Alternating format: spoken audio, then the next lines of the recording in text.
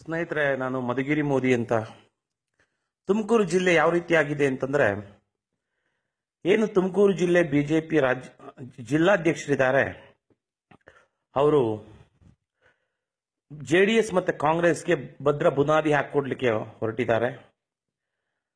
So ನಮ್ಮ ಜಿಲ್ಲೆಯಲ್ಲಿ ಕನಿಷ್ಠ ಅಂದ್ರು ಸಾವಿರಾರು ಜನ ಏನು ಮೋದಿ ಅಭಿಮಾನಿ ಮತ್ತೆ ವ್ಯಾಲಂಟಿಯರ್ಸ್ಗಳು ಇದ್ದಾರೆ. ಇದುವರೆಗೂ ಯಾವ ಒಬ್ಬ ಅಭಿಮಾನಿನೂ ಗುರುತಿಸಿಲ್ಲ. ಅದು ಒಂದು ದೊಡ್ಡ ನೋವು. ಅದೇ ರೀತಿ ಮೋದಿಯವರ ಏನು ಜನಪ್ರಿಯ ಯೋಜನೆ ಇದಾವೆ, 65-70 ಜನಪ್ರಿಯ ಯೋಜನೆ, ಅದರಲ್ಲಿ ಒಂದು ಯೋಜನೆಯನ್ನು ತುಮಕೂರು ಜಿಲ್ಲೆಯಲ್ಲಿ ಯಾವುದೇ ಒಂದು ಹಳ್ಳಿಗೂ ಸಹ ಇದನ್ನು ಮುಟ್ಟಿಸುವ ಒಂದು ವ್ಯವಸ್ಥೆ ಜಿಲ್ಲಾಧ್ಯಕ್ಷರಿಂದ ಆಗಿಲ್ಲ.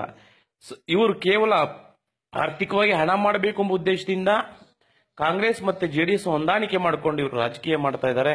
ಹೀಗೆ ಆದರೆ ಮುಂದಿನ ಏನು ಚುನಾವಣೆ ಇದೆ, ಆ ಚುನಾವಣೆಯಲ್ಲಿ ತುಮಕೂರಲ್ಲಿ ಬಿಜೆಪಿ ಪೂರ್ಣವಾಗಿ ಸರ್ವನಾಶ ಆಗೋದ್ರಲ್ಲಿ ಯಾವುದೇ ಒಂದು ಅನುಮಾನ ಇಲ್ಲ.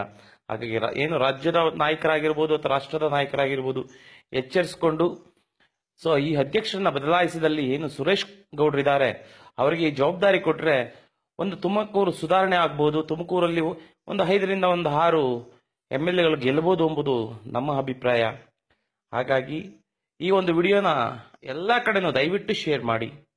ಸೊ ರಾಜ್ಯದ ನಾಯಕರಿಗೆ ಇದು ತಲುಪಬೇಕು, ಅದೇ ರೀತಿ ರಾಷ್ಟ್ರ ನಾಯಕರಿಗೂ ತಲುಪಬೇಕು. ಜೈ ಹಿಂದ್, ಜೈ ಮೋದಿ. ನಾನು ಮಧುಗಿರಿ ಮೋದಿ, ಹಿಂದೂ ಸಾಮ್ರಾಟ್ ಧರ್ಮ.